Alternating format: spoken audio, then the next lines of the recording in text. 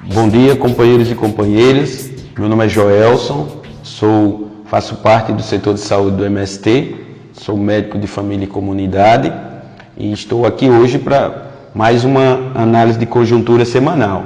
E nessa semana, que é a semana do Dia Nacional à Saúde, no dia 5 de agosto, dia do nascimento do Oswaldo Cruz, esse personagem, esse brasileiro, essa pessoa que tanto tem contribuído e contribui até os dias de hoje na saúde e na parte sanitária do nosso país.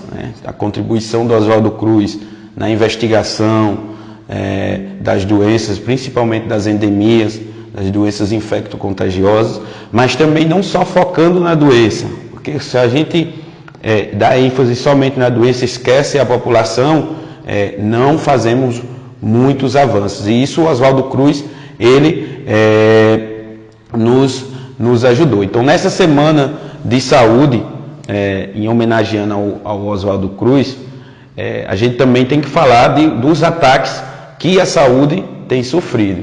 Então, a saúde, nesse contexto de conjuntura, ela é uma das que mais se afeta, porque quando a gente analisa o conceito de saúde que está na nossa Constituição, que é a saúde, o direito de todos e o acesso ao transporte, lazer, à habitação, educação, acesso aos serviços de saúde, acesso e posse da terra.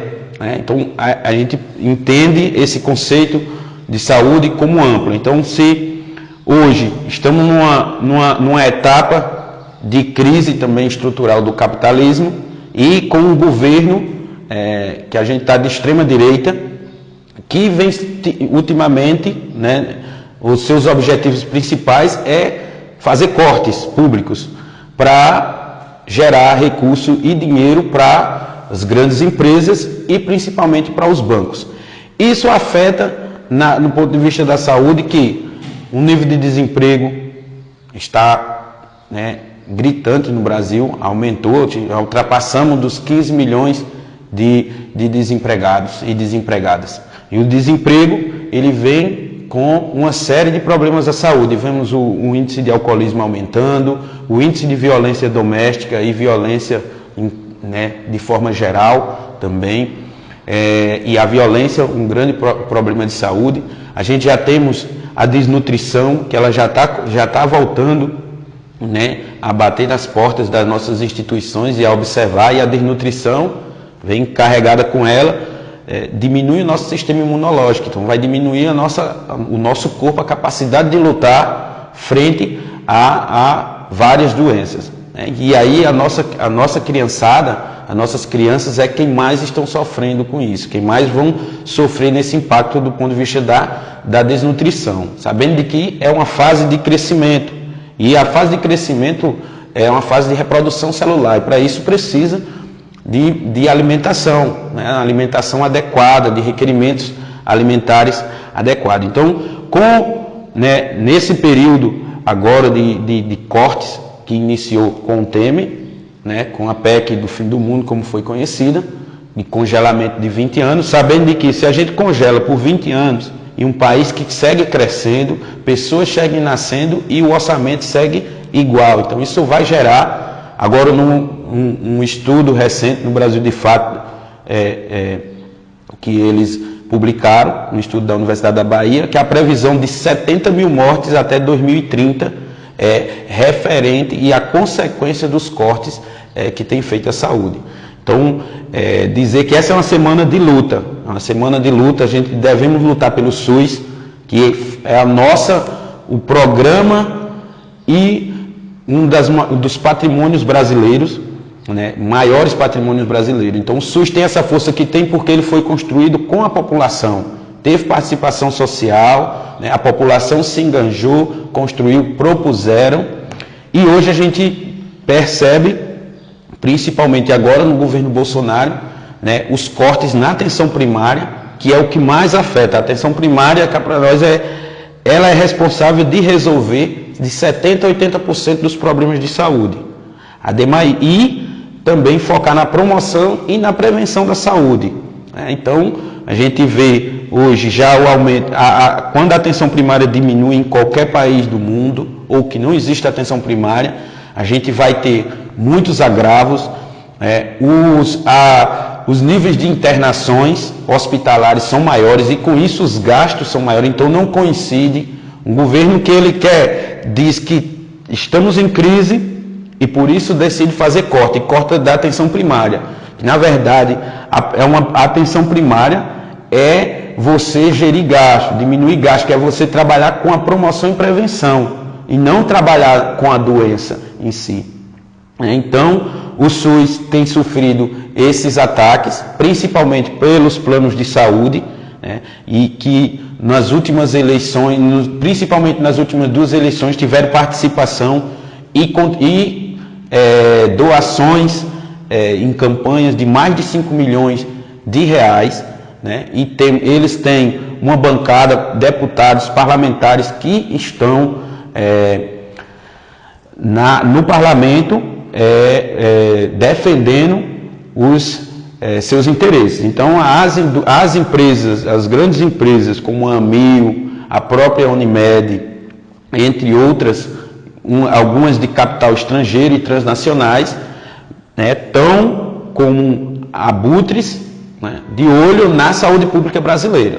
Relembrar que nós somos o único país, acima de 100 milhões de pessoas, de habitantes, que possui um sistema público de saúde. Então, o nosso SUS ele é estudado amplamente por outros países, também pela a forma que pensa a saúde, a forma que faz a saúde e como sistema público. Então, a ideia de diminuir esse sistema, desestruturar com o objetivo principal de ganhar força os planos de saúde que estão aí cada dia mais fortes no Brasil e que tem os seus parlamentares defendendo seus interesses também. Cuidar, promover, preservar. Saúde se conquista com luta popular. Esse é um dos lemas do nosso coletivo de saúde, que agora completou 20 anos de luta e de trajetória nessa contribuição de pensar a saúde do povo sem terra, do povo brasileiro, contribuindo também com a sociedade brasileira. E nós temos o nosso conceito de saúde, no MST a gente diz que saúde é a capacidade de lutar contra tudo que nos oprime. Então, um povo que não tem a capacidade de lutar por várias questões educacionais, repressões, ditaduras, submissão, é um povo adoecido.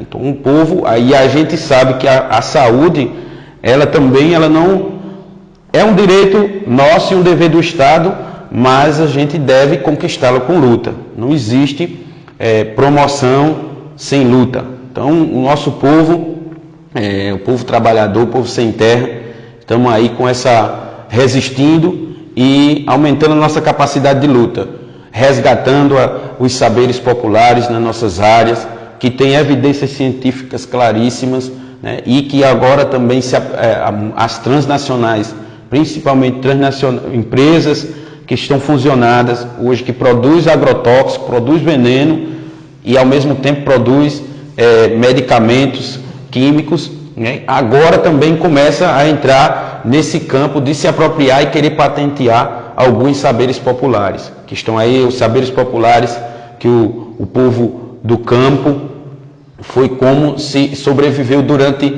esses períodos e esses 500 anos de perversidade do Estado que a gente tem. Então, a gente temos a população indígena, com seus saberes milenares de saúde, sua racionalidade médica em saúde, e a gente também temos a população quilombola, que tem saberes populares e pensamentos de saúde que traz desde a África, estão saberes milenares, e que aqui no Brasil também foi se reconstruído. Então, nós também temos saberes populares e racionalidades em pensar em saúde em conjunção da população negra, a população indígena, que foram obrigatoriamente destinados a viver nas periferias e longe das políticas públicas. E para esse povo sobreviver, tiveram que construir formas de combater algumas doenças e de pensar a saúde. Então a gente temos as plantas medicinais, temos a homeopatia, né?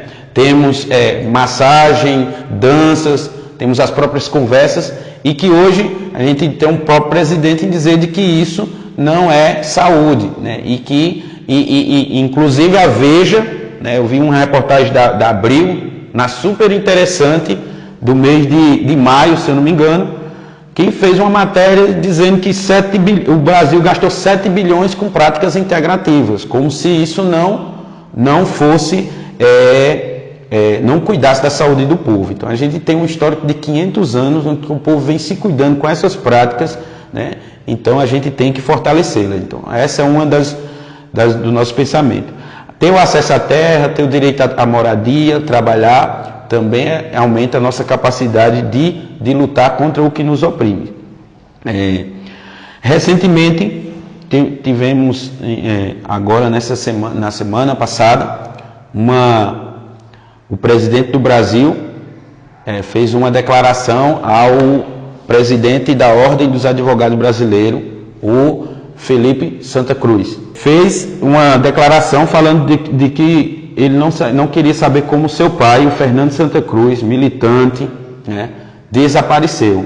O presidente falou como se ele tivesse acesso a todos esses porão da ditadura, né, e fez uma provocação, né, uma provocação assim que não é aceita, não bem aceita foi na sociedade brasileira, em falar sobre a ditadura militar, os desaparecidos. O que isso tem a ver com a Semana da Saúde? Isso tem tudo a ver com saúde. Uma família que até hoje não sabe o paradeiro ou o fim de um familiar que desapareceu, é uma família que sofre. Ela vai sofrer várias e inúmeras consequências que vai ter repercussão do ponto de vista da saúde. Ademais, não é só por isso. Como presidente da República, ele deveria ter mais cuidado com isso, ajudar a população, tentar encontrar, né, ajudar as famílias a ter alguma informação verídica sobre os seus parentes. E ele usou como uma chacota, né, uma estratégia, uma tática, na verdade, que está sendo bem utilizada. Essa tática do Bolsonaro é uma tática do Trump, né? O Trump tem feito isso, e as pessoas falam que é somente que ele é um pateta, né? Mas é intencional. Isso causa nuvem, cortina de fumaça, causa desestabilização. Ontem eu estava vendo a entrevista do Fernando Santa Cruz, ele mesmo dizendo que sofreu vários ataques, e no qual ele cogitou inclusive milícias digitais, ataques de fotografias montadas com o pai dele, tratando de relacionar todos a militância e o processo de luta, que ele é inerente à humanidade. A humanidade é feita e foi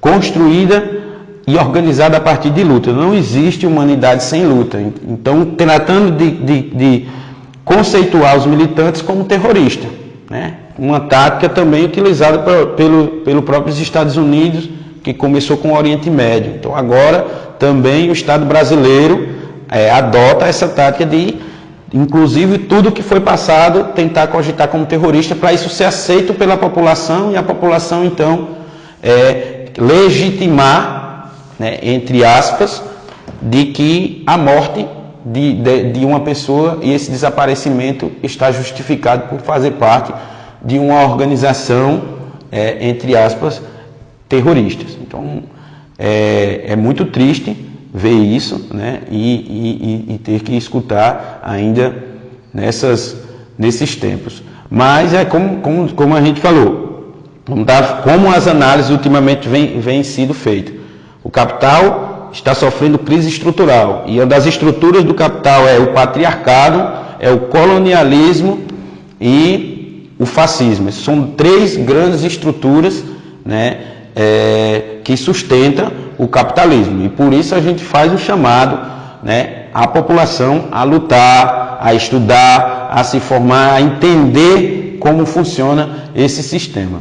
Também tivemos recente várias notícias que interligaram o Dallagnol, aquele procurador do PowerPoint, o famoso procurador do PowerPoint, que não teve prova, mas disse que tinha convicção, e relacionar ele ele e os seus familiares, grandes latifúndios de terra no Mato Grosso, né, e inclusive desmatamentos, né, ilegais, e terras também tidas como ilegais.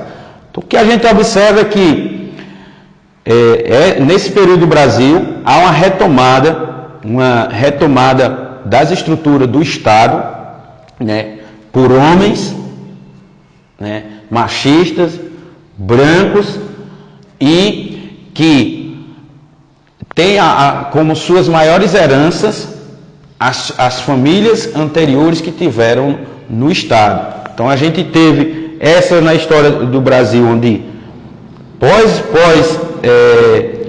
a escravidão, a abolição da escravidão, Revolução Industrial, né, o Brasil, então, os negros, os índios e os pobres, né, que também tinham população branca, foram para as periferias, enquanto os filhos dos grandes latifundiários, dos donos de terra que tomaram as terras brasileiras, saíram estudar advocacia, medicina, entre